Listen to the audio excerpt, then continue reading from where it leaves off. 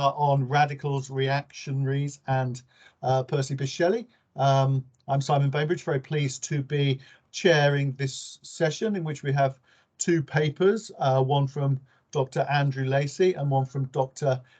Ed Downey. Just so that people know the format, I'll introduce both speakers and then we'll run with the two papers one after the other. So Andrew will go first and then Ed will go second. We'll take questions at the end. So obviously, if you do have any questions, feel free to use the chat function throughout, or you can use the electronic hand or just come on screen. And obviously, I'll encourage you to come forward with questions once we get to that stage. So I'll begin just by introducing both speakers and then introduce Andrew's paper. So our first speaker is Dr. Andrew Lacey, Senior Research Associate in the Department of English Literature and Creative Writing here at Lancaster University. He works on the Davy Notebook project and is currently in the final stages of completing his first monograph, Shelley's Visions of Death, which will be published by Palgrave Macmillan. He's recently published on Davy, Shelley and other Romantic period writers, and has assisted on volume 4 of the poems of Shelley in the prestigious Longman Annotated English Poets series, and he's a former winner of the Keats Shelley Prize. And then our second speaker will be Dr. Ed Downey, who's postdoctoral researcher at the University of Lincoln and also teaches here at Lancaster University. And his doctoral research examines popular political print culture in Britain following the French Revolution and the Napoleonic Wars. So two excellent speakers, very much looking forward to their papers. As I mentioned, Andrew will go first, and he's going to talk on the subject of Shelley's one spirit in the dull, dense world, late and early intimations. Over to you, Andrew. Thanks, Simon. Hello, everyone. Okay, straight on with it. In a dismissive review of Adonais of December 1821, Shelley's anonymous critic takes issue with the fact that death makes, as become him, a great figure in this lament, but in rather curious operations. He is alternately a person, a thing, nothing, etc. In Adonais, death surely is represented in alternate forms, as well as figuring death perhaps most arrestingly as kingly. Shelley writes of the coming bulk of death, death feeding on the mute voice of Adonais and laughing, the shadow of white death, the damp death quenching its caress upon Adonais' icy lips, death blushing to annihilation, and death rising and smiling, among other things. The reviewer is plainly missing the point, though. Adonais is Shelley's most sustained and most accomplished attempt to illumine nebulous, inscrutable death, which is curious in operation by nature. Indeed, the inquisitive, searching treatment of death, with and without a capital D, in Adonais is one of the poem's many triumphs. That death is portrayed so variously in the poem also speaks of Shelley's highly active poetic imagination, which by 1821 had reached the peak of its powers. Few poems treat philosophical content as imaginatively as Adonais, and Shelley's poem has rightly taken its place among the canon of great elegies. But Adonais is more than just a conventional, in inverted commas, elegy. As the poem proceeds, it begins to transcend the confines of the form, and by its close has become a strikingly authentic philosophical statement. We'll just have a little context before we dig into it. Keats died in Rome on the 23rd of February 1821, but Shelley didn't learn of his death until a little under 7 weeks later, on the 11th of April. Adonais, Shelley's elegy on the death of John Keats, was completed by the same date in June and printed in Pisa the following month. I think it's fair to say for a poem of such enduring philosophical appeal, Adonais had a remarkably quick gestation and birth. Shelley didn't know the full facts of Keats' death when he began writing, but he did hold strong convictions concerning the circumstances surrounding it. Although Shelley and Keats were more distant acquaintances than friends, Adonais is a poem written out of sympathy. The literary tribute of one, as Keats's epitaph reads, young English poet for another. what Shelley later called the image of my regret and honour for poor Keats. But there's more to Shelley's elegy than regret and honour. The poem is also written out of anger directed at an antagonistic Tory press, which had disparaged both Shelley and Keats with hostile, heavy-handed, and occasionally spiteful reviews. As such, I think it's more correct to think of Adonais not merely as a poem,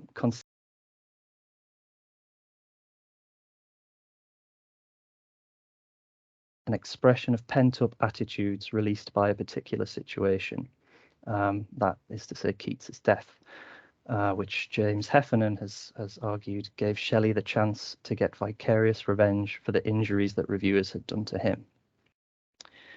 Already well aware of several reviewers' capacity for malice, Shelley was convinced that the shock of reading a particularly withering assessment of Endymion in the Quarterly Review had dealt Keats a grave blow, as an unsent letter to William Gifford, then editor of the Quarterly, of November 1820 attests. Poor Keats was thrown into a dreadful state of mind by this review, which I am persuaded was not written with any intention of producing the effect to which it has at least greatly contributed, of embittering his existence and inducing a disease from which there are now but faint hopes of his recovery. The agony of his sufferings at length produced the rupture of a blood vessel in the lungs, and the usual process of consumption appears to have begun. Shelley's later belief, as described in a letter of June 1821, that the Quarterly's brutal attack had had not merely serious but in fact fatal consequences, is plainly evident in the preface to Adonais. In the preface, Shelley publicly denounces the wretched and miserable critical savagery of the anonymous reviewer, and decisively apportions the blame for Keats's premature death, with an apt reference to Hamlet. Murderer as you are, you have spoken daggers, but used none. The rhetoric is plainly strong, and the sense of ire and injustice felt by Shelley is obvious. As the nameless reviewer is damned, Shelley didn't know the author's identity, but probably wrongly suspected Southey to be behind the article. Keats is handsomely praised. I consider the fragment of Hyperion as second to nothing that was ever produced by a writer of the same years. Several lines later in the preface, Shelley describes Keats's burial place, the Protestant cemetery at Rome. Keats was buried in the romantic and lonely cemetery of the Protestants in that city, under the pyramid which is the tomb of Cestius, and the massy walls and towers, now mouldering and desolate, which formed the circuit of ancient Rome. The cemetery is an open space among the ruins, covered in winter with violets and daisies. It might make one in love with death to think that one should be buried in so sweet a place. The indirect reference to Keats's Lamia volume, I have been half in love with Easeful Death from Ode to a Nightingale, sets the tone for the poem to follow. Adonais constitutes a rich textual patchwork of literary sources, many of them seamlessly interwoven into the fabric of the poem. The epigraph on the poem's title page reveals Plato's second epigram to one of these sources, and the preface's opening quotation indicates another, Moschus's Lament for Bion. So this is Plato. Thou wert the morning star among the living, ere thy light had fled. Now having died, thou art as Hesperus, giving new splendour to the dead. Moschus. Poison, Bion, poison came to your lips, and you took it. How could it touch such lips without becoming nectar? And what man on earth could be so vicious as to mix poison and give it you when you asked? He has poisoned music.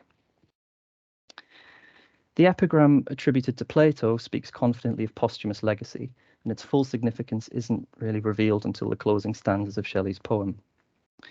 The extract from Moschus communicates a sense both of the esteem in which the mourner held the subject in life and of the former's bitterness at the latter's death, hastened in his eyes by the intervention of another. In his description of the cemetery, Shelley's reference to the flowers growing from the burial ground in the midst of winter signals another significant influence, Bion's Lament for Adonis, which features strikingly similar imagery of flowers bursting forth from the earth anew, even in a time and place of death. Aphrodite sheds tears as Adonis' blood drop matches drop. On the ground they mingle and bring forth flowers. From the blood grows a rose, from the tears an anemone.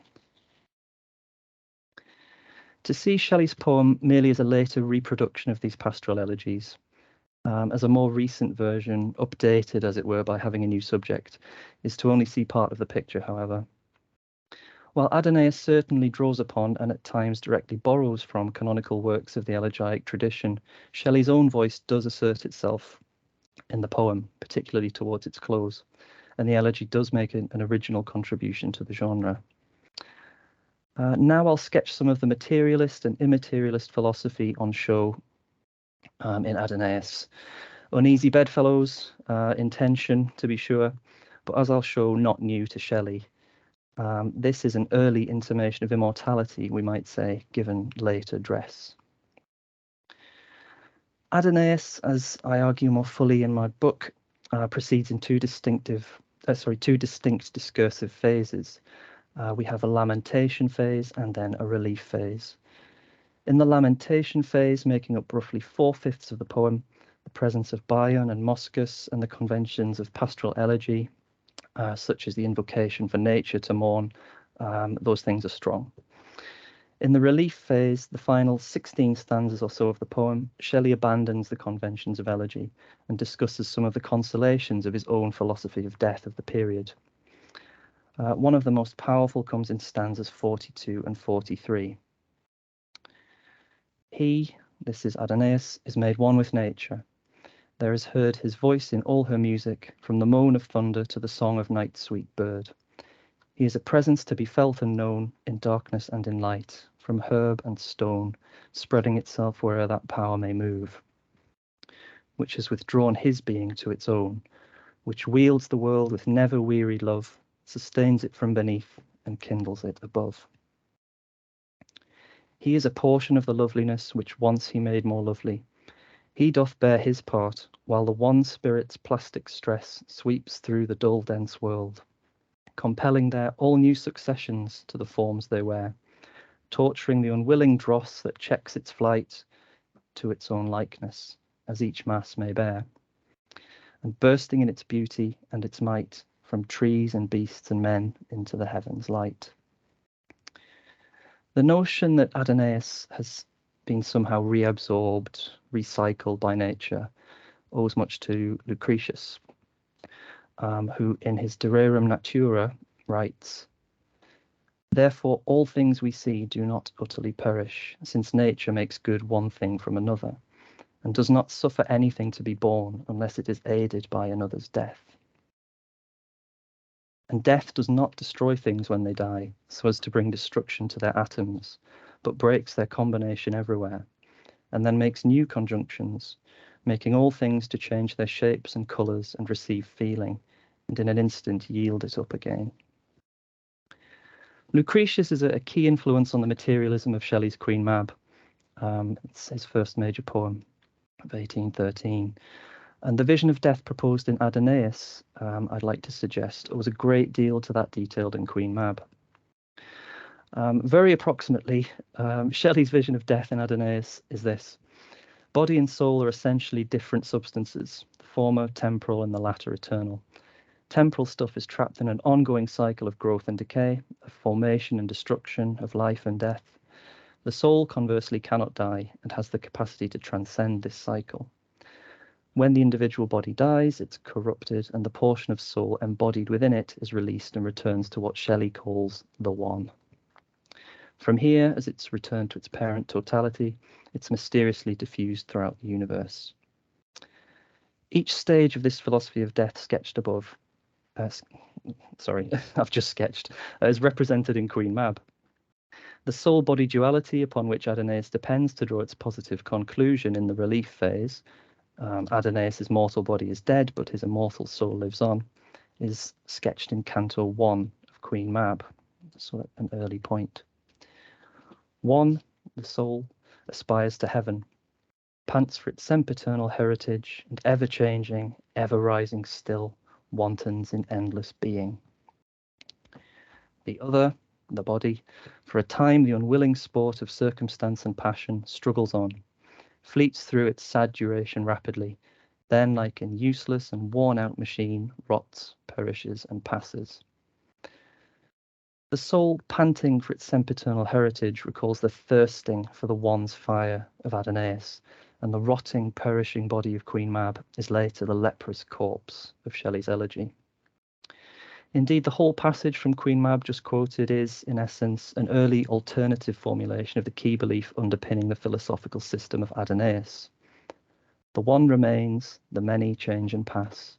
Heaven's light forever shines, earth's shadows fly. The flowing back upon death of the pure spirit to the burning fountain of stanza 38 of Adonais has a precedent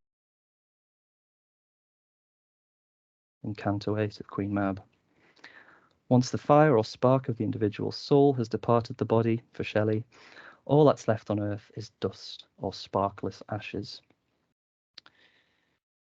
In Queen Mab, the soul or spirit is as unquenchable, as constant through time and change, as it is in the relief phase of Adonais. Throughout this varied and eternal world, soul is the only element, the block that for uncounted ages has remained the moveless pillar of a mountain's weight, is active, living spirit. The sense that the soul is stained by the business of earthly life, a Platonic idea, as expressed in stanza 52 of Adonais, is also to be found some lines later in Queen Mab. Soul is not more polluted than the beams of heaven's pure orb. Around their rapid lines, the taint of earth-born atmospheres arise. In the first canto of Queen Mab, the soul is the subject of immurement for the duration of its embodiment on earth. Earlier in the same canto, its disembodiment enables the passing away of each stain of earthliness. So too in Adonais, where the death of Adonais, and thus the release of his individual soul, is posited as being the outsoaring of the shadow of our night, a flight into security from the contagion of the world's slow stain. In Queen Mab, the departure of the individual soul upon death leaves behind the earthly matter it formerly inhabited, which then assumes its place in an ongoing cycle of de- and regeneration. They rise, they fall, one generation comes, yielding its harvest to destruction's scythe. It fades, another blossoms. Thus do the generations of the earth go to the grave, an issue from the womb, surviving still the imperishable change that renovates the world. Even as the leaves which the keen frost wind of the waning year has scattered on the forest soil, and heaped for many seasons there, though long they choke, loading with loathsome rottenness the land, all germs of promise. Yet when the tall trees from which they fell, shorn of their lovely shapes, lie level with the earth to moulder there, they fertilise the land they long deformed, till from the breathing lawn a forest springs of youth, integrity, and loveliness, like that which gave it life to spring and die. In Queen Mab, the force orchestrating the flow of life force through the temporal world is the spirit of nature, an all-sufficing power, necessity, thou mother of the world. The conceptual attributes of the spirit of nature are gradually developed in the sixth canto of Queen Mab.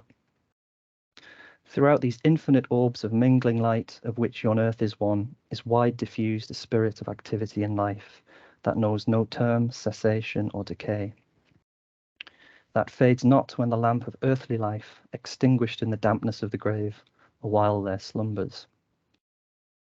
Soul of the universe, eternal spring of life and death, of happiness and woe, of all that checkers the phantasmal scene that floats before our eyes in wavering light, which gleams but on the darkness of our prison, whose chains and massy walls we feel but cannot see. This soul of the universe in Queen Mab is equivalent to, or at least very similar to, the one Shelley writes of in Adonais. Like the former, the latter knows no term, cessation, or decay, and also fades not when the lamp of earthly light is extinguished in the dampness of the grave. Furthermore, in Adonais, the one assumes a similar orchestrating role as the spirit of nature or necessity does in Queen Mab, configuring and reconfiguring earthly material stuff as it pleases. The one spirit's plastic stress sweeps through the dull, dense world, compelling their all-new successions to the forms they wear. And herein lies the significant materialist slash immaterialist tension in Adonais. The dull, dense world, the world of material stuff, is orchestrated by the plastic stress. That is to say, a force that reshapes and remolds of the one spirit. Both are key elements of Shelley's vision of death in Adonais and Queen Mab. The material conditions for recreating life after death, animated matter becoming reanimated once more, are only made possible by an immaterial power, a reanimating spirit. The one spirit of Adonais has a Neoplatonic inflection also. In describing the return of the portion of spirit that was for a time Adonais' to the master soul, Shelley writes, "Dust to the dust, but the pure spirit shall flow back to the burning fountain whence it came, a portion of the eternal, which must glow through time and change, unquenchably the same." Linus, a follower of Plato, writes, "We may think of the divine as a fire whose outgoing warmth pervades the universe, or upon whatsoever is transmitted by the one soul, the divine first soul, to the other, its kin, the soul of any particular being." There are other examples like this in Plotinus, presenting the notion of the great fire and the minor fires, the one and the many, which I haven't really got time to read out. Plainly, Adonais is not the work of a staunch materialist.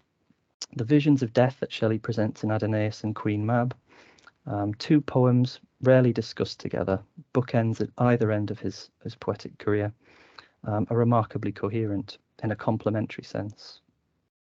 There's a certain irony in the fact that Shelley wrote so dismissively of Queen Mab in June 1821. "I have not seen Queen Mab for some years, but inasmuch as I recollect, it is villainous trash," and yet concurrently thought so highly of Adonais. "I have lately been composing a poem on Keats. It is better than anything I have yet written, and worthy both of him and of me." When those two poems share so many affinities in philosophical vision. There's also an irony in the fact that Shelley died so shortly after completing the elegy, and it's one of which Mary Shelley was aware. As she writes forlornly in a letter of August 1822, "The world will surely one day feel what it has lost when this bright child of song deserted her. Is not Adonais his own elegy?" Adonais is one of Shelley's most powerful philosophical statements in poetry. The close of the poem, in addition to the passages I've discussed today, should serve as a reminder that while Shelley did indeed, as in Alastor, make his bed in charnels and on coffins, time and again, he was never truly or fully at home, be it early in life or late, in the dull, dense world. "The breath whose might I have invoked in song descends on me. My spirit's bark is driven far from the shore, far from the trembling throng whose sails were never to the tempest given. The massy earth and sphered skies are riven. I am borne darkly, fearfully afar, whilst burning through the inmost veil of heaven, the soul of Adonais, like a star, beacons from the abode where the eternal are." And I, like Shelley, will end there. Thanks. Fantastic. Thank you very much, Andrew. I'll lead the applause on behalf of us all. A really rich and complex, fascinating paper, which I'm sure there'll be questions for. As I mentioned before, we'll take those at the end, and we'll move across now to Dr Ed Downey, who I introduced before, postdoctoral researcher at the University of Lincoln, and also someone who teaches here at Lancaster University. And Ed is going to talk to us about radicals and reactionaries after the Napoleonic War, graffiti, pamphlet and riots. Thank you, Simon. Can everyone see my slides okay before I start? Brilliant. Yeah, so this is radicals and reactionaries, graffiti, pamphlets and riots. That's my attempt to make pamphlets sound as exciting as I find them. I'm going to give a quick sort of overview of what I'm going to try and attempt today. So first of all, I'm going to examine the radical graffiti that was written on the walls of London after the Napoleonic Wars. Secondly, I want to look at some of the groups behind these graffiti campaigns and their history. So specifically here, that will be the Spencean philanthropists. 3, I want to consider the establishment loyalist response to the outburst of radical politics in the 1810s and 1820s. And I'm going to use Hannah More as kind of a vantage point to examine that. And then finally, I want to consider the history of popular loyalism and conservatism in Britain, which really gets going in the 1790s. This is kind of a general overview of my research areas. So I'll just move on. So I want to give people a kind of brief summary of the post-Napoleonic depression because it's really central to what happens in this period. So there's a period of economic depression following the Napoleonic Wars. There's a crash in the price of grain, iron and textiles, which leads to an economic downturn. You've got soldiers returning from war to very low employment, and you have popular agitation as well. So you've got the Sparfield riots, which we'll be touching upon, the Peterloo massacre, which really needs no introduction. So there's a period of political radicalism really not seen since the 1790s and the French Revolution. And you see references to this in the canonical romantic poets. So Shelley, who we've just seen a wonderful paper on, does mention this. So there's a lovely extract here where he moves from the natural, the eternal, to the present and the political. So this is from Letter to Mara Gisborne. Or whether clouds sail over the inverse deep, piloted by the many wandering blast, and the rare stars rush through them dim and fast. All this is beautiful in every land, but what see you besides? A shabby stand of hackney coaches, a brick house or wall, fencing some lonely court, white with the scrawl of our unhappy politics. Now, scholars have tended to associate this reference to Thomas Spence and the Spencean philanthropists. So Leanne Stoke has a great extracts here talking about this. Such an allusion to tactics favoured by the Spenceans thus suggests that Shelley was describing the promotion of the land plan, which I'll be talking about very shortly. And she goes on to say Spence's influence upon Shelley's early prose cannot be underestimated. So I'm kind of fascinated by this figure of Thomas Spence. I'm going to be talking a bit more about him. But Byron also notices the graffiti that is taking place in these campaigns in London in this really a period of great ferment and radical agitation. We're on the verge of a row here. Last night they have overwritten all the city walls with "Up the Republic." They are not used to such fierce political inscriptions, and the police is all on the alert, and the cardinal glares pale through his purple. There is down with the nobility too. They are down enough already for that matter. I love that sort of self-deprecating reference there. William Cobbett to Henry Hunt goes into a bit more specific detail about the actual content of these radical lyrics and slogans. We've all seen for years past written on walls in and near London the word Spence's plan, and I never knew what it meant until a little while ago I received a pamphlet detailing the plan very fully. Evans to Francis Place says the same things. His disciples chalk the word Spence's plan on every wall in London. So you have this phrase that's sort of echoing throughout the city. A lovely poem from William Porter from a little bit earlier in 1807 describes a person just traveling through the streets of London, seeing these etchings and inscriptions on the wall and following them to a radical print shop. I haven't got time to go over the whole poem, but I'll give you a brief extract. As I went forth one morn for some recreation, my thoughts did quickly turn upon a reformation, but far I had not gone, or could my thoughts recall, sir, ere I spied Spence's plan wrote up against a wall, sir. So who is Thomas Spence? Going to have to stop myself talking too much about him today because I'm absolutely obsessed by his life and his work. But he's a radical political figure, active from the 1770s to 1814. Originally a school teacher in Newcastle, he fought to protect the town more from enclosure, and that's really where he cut his teeth as a radical activist. The Spencean philanthropists continued to promulgate his ideas long after his death, and of course after the Napoleonic Wars, argued against private land ownership and landlordism. Used a wide variety of cheap popular political media, so coins, chapbooks, magazines, cartoons, rewritten novels. He rewrote Robinson Crusoe, one of the best-selling texts of the 18th century, to advertise his plan for land reform, and he did this to reach as wide an audience as possible. So his plan, to give it a very brief summary, was for the common ownership of all land in Britain and any profit or surplus to be used for the support of the people. And he wanted to appeal to the discontented of all classes. He didn't really have much influence on the elites, but he did have a huge influence on the labouring poor. William Cobbett gives a really nice summary of what he looked like and what his personality was. He was a plain, ineffective, inoffensive-looking creature. He did not seem at all afraid of any punishment and appeared much more anxious about the success of his plan than about the preservation of his life.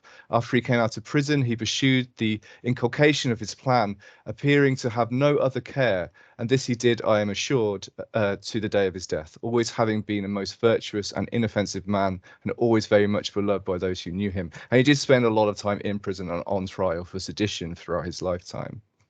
So these are some examples. I'll go into a bit more detail later of his radical tokens and his publications. As you can see, he's a very visual artist, and he likes to take common things, pamphlets, stories, chapbooks, coins. So he minted his own coins with radical imagery and slogans on. And there was a shortage of coinage in London around this time.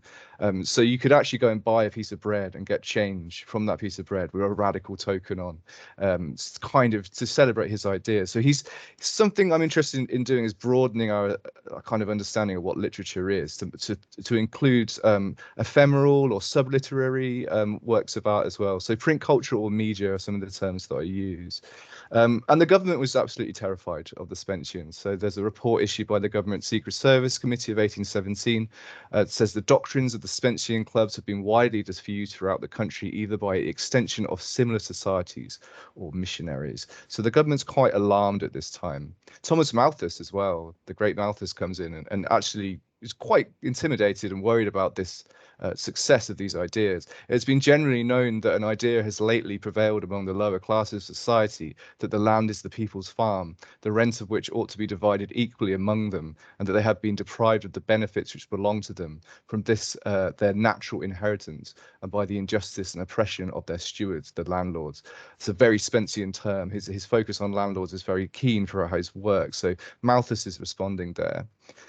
But on the other side, you have reactionaries and conservatives, and very impressive in the work that they do at the time. And Hannah More's the figure that I'm going to sort of compare and contrast to Spence. So give her a very brief biography that doesn't really do her justice. Born in Bristol, established a boarding school with her sisters, remained a committed educationalist for her whole life. Again, quite similar to Spence, running Sunday schools for rural children in Somerset. Her literary talent eventually took her to London. She became an active member of Elizabeth Montagu's Blue Stocking Society, published the cheap repository tracts in response to the French Revolution to hopefully and successfully, according to some people, prevent a revolution in Britain. And she did the same thing again after the Napoleonic Wars, published the cheap repository tracts suited to the present times. So she's kind of sets herself up as a bulwark or a counter-revolutionary figure against reform and against revolution in Britain. So often at this time, we see a binary in scholarship between Burke and Paine, Edmund Burke and Thomas Paine. What I'm trying to do is broaden that a little bit, make that a bit wider. I'm not saying these figures are not influential. Reflections on the Revolution in France wasn't read by that many people, whereas a lot of people were reading More and Spence. So I'm trying to broaden our appreciation of popular politics at the time, because both Spence and More, they like to use chapbook style popular pamphlet publications. Very cheap.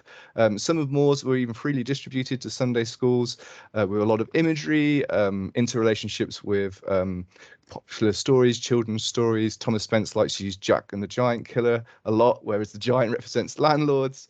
So you kind of have a lot of interrelationship with popular 19th and 18th century texts. That's kind of what I'm examining. So counter-revolutionary literature, these are examples from Hannah More's cheap repository tracts. So they're small pamphlet chapbooks that are distributed and printed very cheaply, and it's one of the largest publishing campaigns of the 18th century and into the 19th century. They were printed in their millions to try and inculcate a sense of adherence to establishment and hierarchy and social norms and mores, and everything that Spence is trying to break down, essentially. So you have these two big figures both fighting for the same audience at the same time. So this is an example of some of More's direct references to Spence. So I'm trying to argue that More is more influenced by Spence than we've actually realised. I'm a tradesman well known, though I boast not my wit. I've too much by the Jacobin crew to be bit. Now forget a while the foul doctrines of Spence, and let me appeal to your sober good sense. This is another example from the Delegate from the post-Napoleonic period, and she's sort of satirizing a radical figure in this quotation. You may have been led by priestcraft craft long enough. Men's eyes are now open. Paine, Cobbett, and Spence. I like that sort of triumvirate of radical thinkers. And those other great enlightenments of the human mind, whose writings I shall now leave you with, taking a fresh bundle out of his pocket, have clearly exposed the folly of the old school and the old book there, pointing to the Bible, which have kept so many minds in the trammel of superstition for ages. So that's a satirical attack on a radical, but it's quite accurate actually in terms of some radical thinking at the time. So these were very important in the period, and it's difficult to tell who thought of it first, Spence or Moore, because they're both kind of operating in the same period in the 1790s, and then again with the philanthropists in the post-Napoleonic period, and Moore again herself. So they're distributed nationally, use illustrated chapbook style printing that appealed to literate and non-literate communities, and that's very important again for both figures. Use the same sellers who sold the same radical literature, so you could actually have this competition if you go to buy a literature with what you could potentially purchase. Distributed over 2 million tracts in the 1790s, and that's more than the sales of The Rights of Man by Paine. Of course, you know, that was very difficult to sell because there were laws against it, but it was still distributed probably in its millions, but not quite to the same number of the cheap repository. So it's the largest publishing campaign of the period. Also contained abolitionist texts, so we should be careful not to pigeonhole Moore as just simply a reactionary. She was very prominent in the abolitionist campaign as well.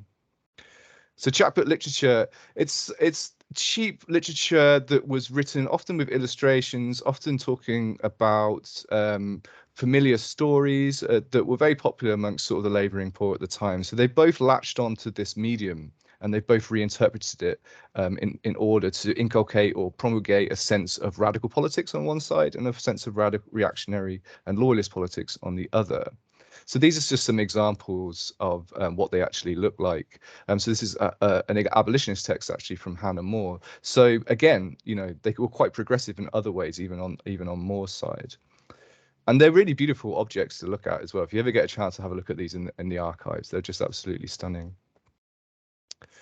To kind of flash back slightly to the 1790s, because as Hannah More worked with John Reeves and the Association for the preservation of liberty against levelers and Republicans, it's a very long title, but they produced this very accessible form of binary opposition in visual imagery. So you have this wonderful example called The Contrast from 1792. They distributed the cheap repository tracts as well, so they did work very closely with More. But you have this wonderful example of British liberty on one side and French liberty on the other side. And on the British side, you have religion, morality, loyalty, obedience to laws, independence, personal security, justice, inheritance, protection, industry, national prosperity. On the other side, you have atheism, perjury, rebellion, treason, anarchy, murder, equality. It's interesting to have that there, but that had negative connotations for a lot of people at the time as a sort of impossibly utopian idea. Madness, cruelty, injustice, treachery, ingratitude, idleness. And this becomes, I don't want to use the word meme, but I'm probably going to end up using it because it comes reprinted over and over again in the late 18th century and into the early 19th century. So you have it on songbooks, you have it on pamphlets, poetic pamphlets, and pages that are printed. You also have it on mugs as well, so you could drink your patriotism, which isn't that different from mugs that we have today. I wasn't sure about putting this in or not, but I left it in the end. So you have this iconography that's kind of produced en masse and shown by a lot of people to sort of establish their sense of identity at the time. I'm going to move on to talk a little bit about Spence's popular media. So he uses a wide variety of media, as I've mentioned: coins, songs, cartoons, pamphlets and periodicals. Relocates to London from Newcastle after the French Revolution to be right in the heart of the ferment of agitation that's happening at the time. And probably his greatest achievement is 1 penny's worth of pig's meat. And to understand that, you have to unpack the phrase from Edmund Burke that referred to the bulk of the British population as the swinish multitude. So this is meat for the pigs. And this is Spence's magazine that runs for about 3 years, weekly, costs only a penny. And it's a miscellany kind of bricolage magazine of all different extracts. So you've got Aristotle in there, you've got Oliver Cromwell in there, and you've got everything in between. So every week, and it has contemporary poetry as well, but anything that's sort of destabilizes our concept of hierarchy or the way society should function. Spence is going to throw that in there, and he purposely makes sure it's produced in a cheap way. And this is actually from the Kew Records Office. So the government knew about this #1 publication. They've already got it filed away, and they're keeping tabs on the Spenceans. And these are examples of some of his coins. So he starts off by countermarking currency, and then he started minting his own coins. So you have Spence's plan, no landlords, Spence's plan, you fools forever. So he's just countermarking legal currency to begin with, but then he actually moves on to minting his own coins himself. So this is advertising pig's meat. If you look at the image on the left there, you've got very proud angry boar trampling on crowns and scepters, so destroying kind of the trappings of the monarchy and of social hierarchy. So these coins begin as a way of traders to advertise their wares, but Spence takes that concept and uses it to advertise his own radical propaganda. I really like this one. So you've got a cat on one side and you've got a dog on the other. So the cat, I among slaves, it's kind of saying that you want to be more like the dog. So the side of the dog says the dog obeys its master, whereas the cat is free even amongst people that are unfree. So you have this kind of, it's animalistic metaphor that's kind of borrowed from Burke. Spence kind of retakes it and reinterprets it with Food for Pigs and uses a lot of sort of animal imagery on his works. This is a very simple one, before the revolution and after the revolution. So before the revolution, Britons are in chains. After the revolution, they're dancing happily under a tree, enjoying a good meal. So you have this kind of binary opposition, a bit like the contrast between two different possible futures that is very current at the time. And again, some of his iconography is quite violent. So this coin, for example, had George III on the back, and on the other side, you have a guillotine. So you've got kind of the association of imagery indirectly kind of, agitating for a sort of violent revolution in Britain. And this one's the end of Pitt, of course, PIT, spelt with an image of an eye. Doesn't want to get too close to actually saying the Prime Minister's name, but it's almost there. So Spence becomes quite controversial at this time. And then lawyers started minting their own tokens in kind of competition with Spence as well. So this is the end of Pain. So they're taking very similar iconography from Spence and minting their own coins in sort of retaliation. And again, he's quite self-promotional, Spence. So he's sort of, this coin's quite nice. Thomas Spence, Thomas More, Thomas Paine, the three Thomases. He wants to kind of associate himself with this lineage and this history. And then again, you have a counter revolutionary coin below the end of the three Thomases. So you have the three Thomases on the gallows. So there's this amazing sort of back and forth in the 1790s, which all comes into the present again in the post-Napoleonic period, when you get this re-emergence of radicalism. And this is kind of just a close-up of some of what you have in Pig's Meat. So you also have a lot of illustrations and use of color as well. So this is dealing with an Italian sort of radical figure. So he's very international in looking at different places in the world that have had revolutions or uprisings. Spence will reference them, find a bit of literature on them, and put it in Pig's Meat and sell it on the streets of London. And again, this is kind of a fold out. If you see this in its original, it's a fold out kind of illustration that you could put on your wall. And there's a lot of nice sort of commentary in the government records of them going to Spence's print shop, and it's all decorated with radical illustrations all on the wall. So very visual figure that wanted to cross literary and non-literary boundaries. So Pig's Meat, I'll just give a brief summary. Extracts from various Enlightenment texts, adopts the literary miscellany for radical purposes. So it's kind of already established that you'd have miscellany publications at the time. It's a porridge of various political opinions and reflections. Includes the first publication of Volney's Runes of Empire in English as well. So it's quite significant in terms of what it offers to the market. Early advocate of democracy and abolition, contemporary poetry and prose as well, classical and Enlightenment philosophy, a wide distribution and sales. Outsold, as far as I can see, polite magazines such as the Gentleman's Magazine and European Magazine too. So it's quite widely distributed. This is a nice quotation from E.P. Thompson, The Making of the English Working Class. Spence did not believe in a centralized, disciplined underground. His policy was that of the diffusion of agitation. So it's a diffusion of ideas for as many different mediums as he can manage, which has this effect of creating groups like the Spencean philanthropists after the war. So what are the outcomes here?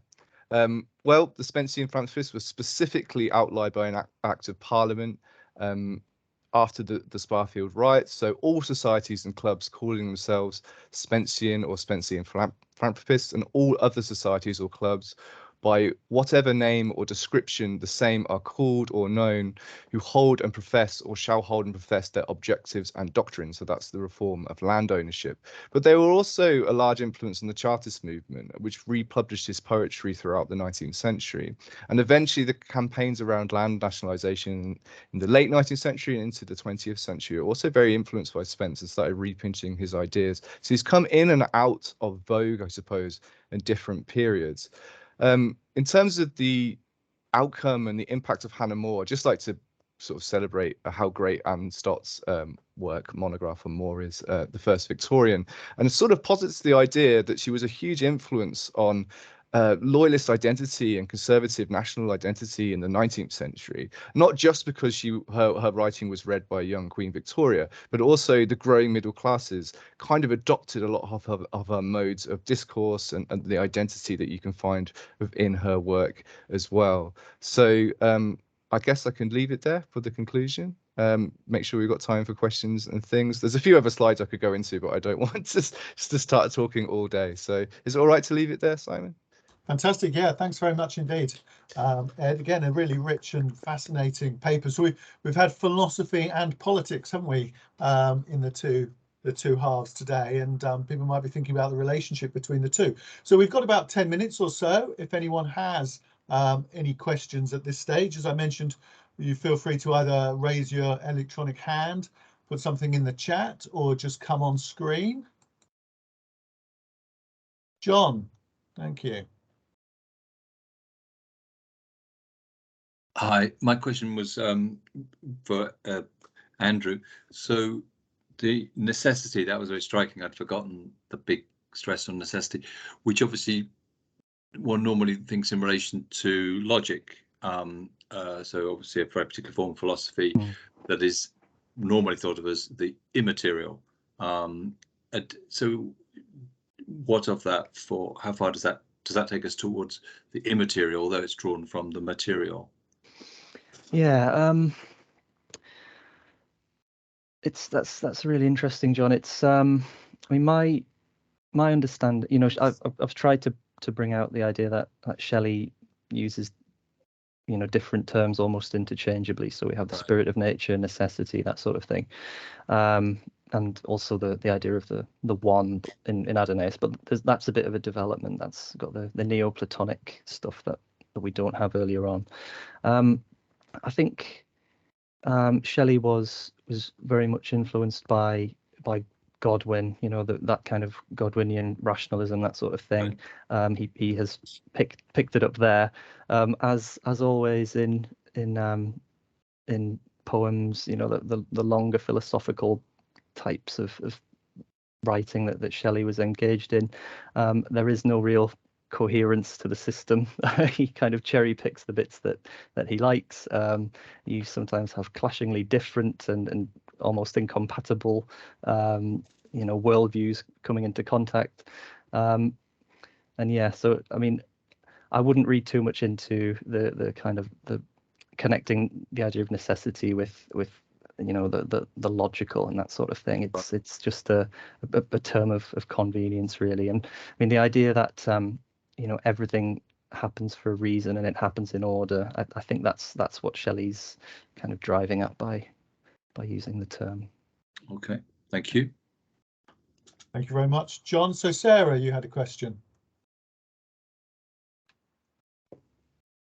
Hi. Oh gosh, I'm losing my voice. Yes, thanks. Two really interesting papers. My question's for Ed, if you can hear what I'm saying. Yeah. I was very interested in the iconography of Spence's images at a time when social unrest and revolutionary politics tended to be put down quite firmly. These images, they seem very obvious and direct. They're not particularly couched in obscure forms of not at all. And I was just wondering, I mean, I know you said that the organisations who called on Spence's work were kind of banned and repressed and put down, whether he himself ever had any sort of action taken against him by the authorities in terms of what he was doing, because it seemed, very powerful stuff. Yeah, so I mean, things like the London Corresponding Society, they're kind of successfully extinguished to a degree by the government, particularly by passing the two acts in 1795, the Gagging Acts and things like that. And a lot of them are driven underground, but Spence never gives up. So he does end up in the dock a lot. But he's very clever because he knows that you can report freely whatever is said in a trial. So at one time when he was in the dock, he just read his entire pamphlet out, which is what he was in the court for. And then it could be printed freely, if you see what I mean. But he was then incarcerated for quite some time after that. He was arrested, incarcerated, and interviewed by the Privy Council in 17. Oh, you've frozen. He was eventually acquitted. Am I there? We've got you back now. Yeah. So, sorry, internet's not very good here. Yeah, so he was arrested as part of the treason trials of John Thelwall and all the radicals in the 1790s. But because that trial fell through, he was eventually acquitted. But again, he uses his interview or interrogation by the Privy Council, turns that into a pamphlet as well. He's very self-promotional, but incredibly obstinate about his plan. Like, that is his direct focus for his entire life. But he includes a lot of people around him. He's one of the very few figures that keeps going right through the Napoleonic Wars with all of the laws against seditious publications. And that means that the Spencean philanthropists, even after his death, are still functioning as a radical group that lead on to the Sparfield riots and Cato Street conspiracy and all of that stuff as well. So he's kind of a very important figure for never giving up, being completely tenacious in the face of government oppression, which, I think he deserves a bit of respect for. It's really impressive. Thank you. Welcome. Thanks, Sarah. So I had a question as well, Ed, or just questions for both of you, but perhaps Ed first. I was very struck, to mention a name you didn't mention, but by the kind of Blakean qualities. Oh, yeah. Of Spence. I mean, this use of binaries, the use of the images, the idea of songs, so all of this brought to mind songs of innocence and experience, and so on. The seemingly simplistic forms used in ways that actually sound pretty kind of complex and pretty elusive. And I just wondered, how you see the relationship between those two, or the relationship between the contexts they're both writing out of. I'm fascinated by that question. Something Matt Green picked up on at Nottingham when I was working under him as a supervisor as well. We could never find any direct quotations showing that they were aware of each other's work, but there's something there, isn't there, in the visual presentation of. And you're right. Spence's idea of a land plan, it seems simple, but if you read into it, he has a very complex idea about how to use his parish structures to create sort of land ownership on the local level. So it's all localization, and he doesn't really like the idea of any sort of national government body controlling the nation, against concepts like the standing army or anything like that. He's kind of an anti-nationalist right at the moment when nationalism is starting to get going, and there's lots of interlinks there philosophically, I think, with Blake that be very fruitful. I was just very careful in my PhD to make sure I wasn't making claims of influence without being to establish it. But with Moore, you do have those direct quotations, so they were very much aware of each other. So I tried to go in that direction slightly, but there's definitely work there to be done between Spence and Blake. I think I just can't find any direct concrete evidence that they were aware of each other's work, but it seems to be such an obvious sort of place to inquire further in. Yeah, fascinating. Yeah, thanks very much. Yeah, I think there's more to be done on Blake and Shelley as well. I mean, when we're looking at influence, I think a huge figure always there in Shelley's writing life is Wordsworth. That has kind of diverted attention away, I think, from figures like Blake. It's not something I've given a great deal of thought to, but I will I'll look into this. Because the writing's on the wall in Blake as well, isn't it? If I remember Mm. correctly, in London we've got graffiti, haven't we? Sharon wanted to come in as well. Hi, Sharon. Sorry, I know it's very late on, but so just really quick question for Andrew. What about Davy? Obviously, I'm going to ask that. About Davy, yes. We've been working lately with some of Davy's agricultural chemistry notebooks, and we know for a fact, and Sharon has published on this. Shelley was very interested in the practical side, you know, using hints and tips from what Davy was talking about in his lectures and publications, and he was, I mean, Shelley was interested in the idea of using Davy to grow his own vegetables, and he was thinking about the utility and crop yields and that sort of thing. So, I mean, he ranges quite widely. You know, his interest in Davy goes beyond chemistry, is what I'm trying to say. You know, he's interested in the political aspects and how, where that might possibly go. I mean, there is obviously Davy is a lecturer. You know, we know Coleridge was there, Godwin, that you know, figures like that, and Davy, Shelley is obviously in dialogue with those. If you know, maybe not explicitly, but he's you know, taking on their ideas, and they kind of come out in his own work. I do think there is still a lot more to be done on Davy and Shelley. This is one of the great things about working with Davy's notebooks. We're finding out new things all of the time, and I'm hopeful that we'll find a little bit more out about possible influences on Shelley. Fantastic. Thanks very much, Andrew.